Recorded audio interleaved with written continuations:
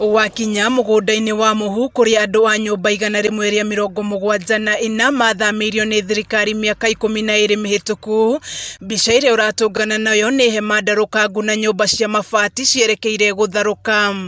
Tent zilimalizika, wakaungana watu wawili, watu watatu wanakaa katika nyumba moja.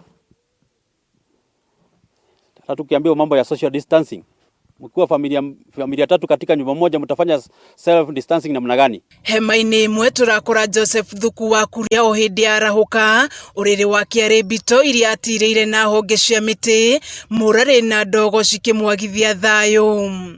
Na twina thina muingi muno iguru ria gutura guku. Riu ni tugiturite na thirikari turoraga nego okega twira mugundani bitu.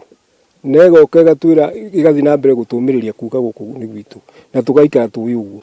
Arauga oni mariganire makaga mu maromboya na ruo runene ni ati makirie kurutururwo mugunda-ini ucio.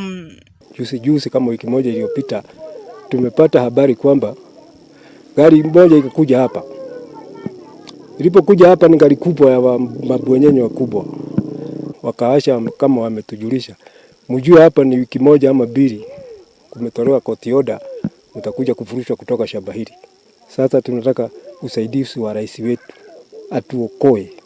Akuri na akuruagi aingĩ magomeirwo ni moritu guku na gukinyiria riu andu 66 ni marikitie gukua o metereire kugairwo mugunda.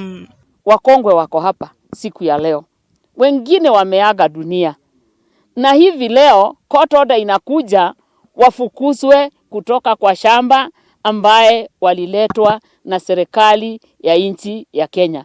Tumeweza kupitia masaibu mengi tukiwa na hawa wakongwe hapa. Zaidi hasa wakati huu wa corona, watoto wao wengi wamefungiwa nje na hawawezi weza kutumia hata hawa wakongwe pesa waweze kutumia kwa mahitaji yao ya nyumba, na hawa wakongwe wanapitia mashida mingi sana, ili hali maisha yanaendelea kukua magumu. Aikari aya ni mahoete thirikari na makiria mutongoria wa bururi kumaririkana mbere yeherete giti-ini miaka 2 yukite na gutigirira ni magairwo mugunda uyu. Uhuru turirikana kumbuka sisi na mdogo yako wewe ndio ulitamuka neno moja wakati tulikuwa huko Salomu, na sasa tunangojea tusikie sauti yako. Sabe aingie agekuja hapa tutafurahi. Serikali kuu ingilie kati itusaidie sisi ambao tumebaki, tusije tukasongwa na mizongo, tulale kabla tujaona shamba hili likigawiwa. Ninaomba ombi kwa rais na naibu wake, ni kwa sababu ni wewe ulikili na kinywa chako tuletwa mahali hapa.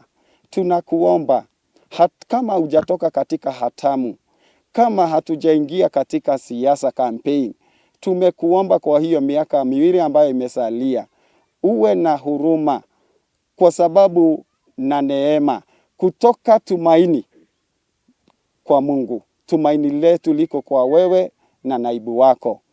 Gikundi giki kiugite ni uhuthu mugunda uyu ni kuhahamwo renda kuhahamwo ni turia nime turia tunyoteire na njira nene na gucoka gutiga andu acio mari njara ruhi bururi-ini wao.